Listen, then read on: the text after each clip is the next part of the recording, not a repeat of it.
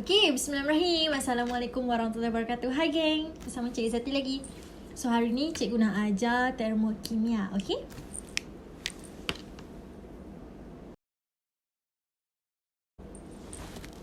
So pertama sekali, termokimia atau bahasa Inggerisnya adalah thermochemistry terpecah kepada dua.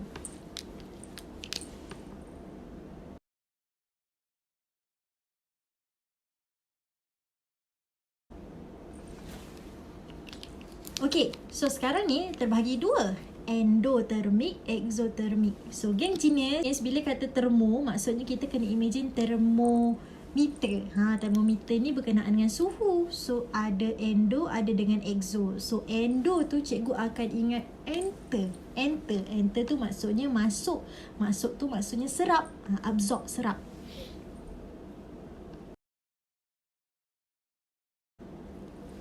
Okay, kalau exo pula adalah exit. Exit tu keluar. Keluar tu maksudnya release. Bebas.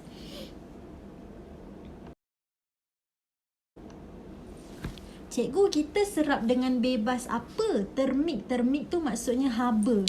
Kita serap haba, kita bebaskan haba. Okay, jadi ceritanya dekat sini cikgu ada satu bikar. Okay, cikgu ambil contoh kalau cikgu ada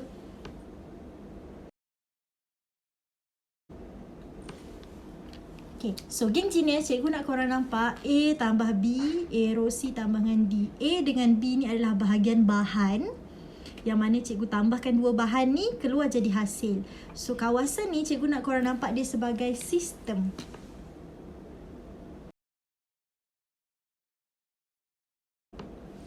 Bahagian luar ni adalah persekitaran. Okay.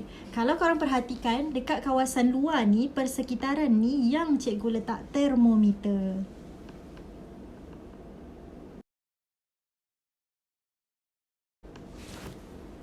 Okay, so the idea is bila kita dah faham dalam ni adalah sistem, luar ni adalah persekitaran, kita nak tengok bahagian endotermik dulu Cikgu ambil contoh yang pertama, sini adalah endotermik.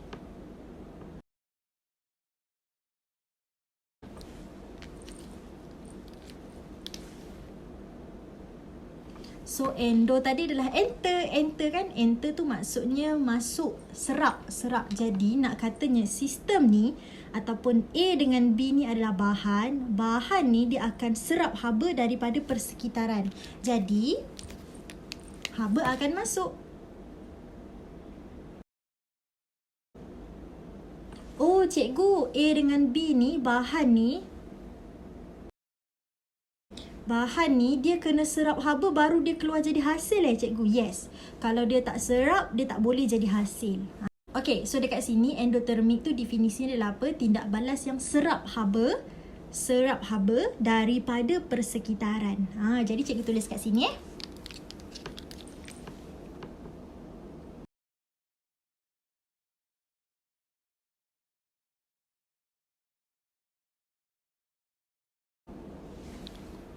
Oh cikgu, tindak balas ni dia serap haba dari persekitaran ya? Yes. Jadi persekitaran dia dah tak ada haba, jadi dia rasa sejuk.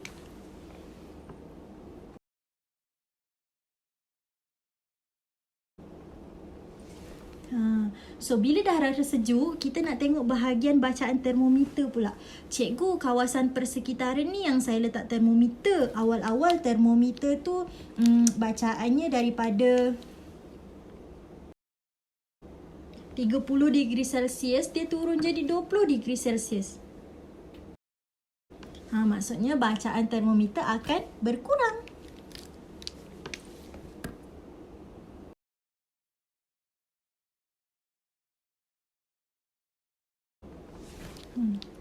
So bila bacaan termometer berkurang, kita nak tahu haba bahan ke haba hasil yang duduk kat bahagian belakang ni, hasil yang lagi banyak.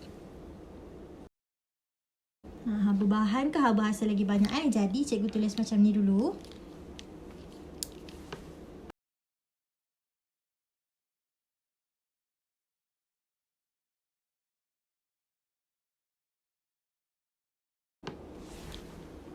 Okey, seperti mana yang awak nampak dekat sini, cikgu tulis delta H. Delta H tu maksudnya delta tu yang ni segitiga Illuminati ni. Okey, segitiga ni maksudnya adalah perubahan. H ni adalah haba.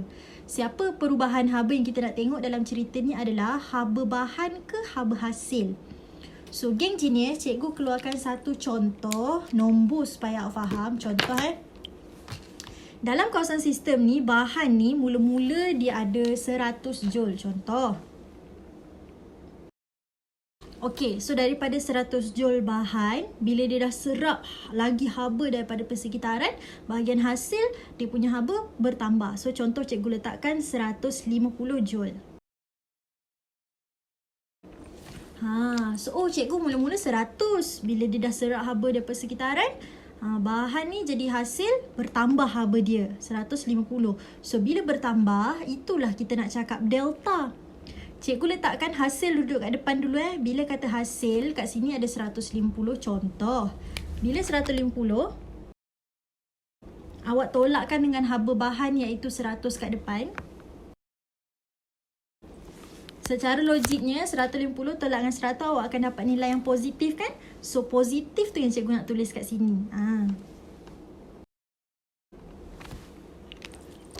So, nanti dalam exam, delta H tu adalah apa? Untuk endotermik, dia punya simbol adalah positif. Unit dia apa? KJ mol negatif 1.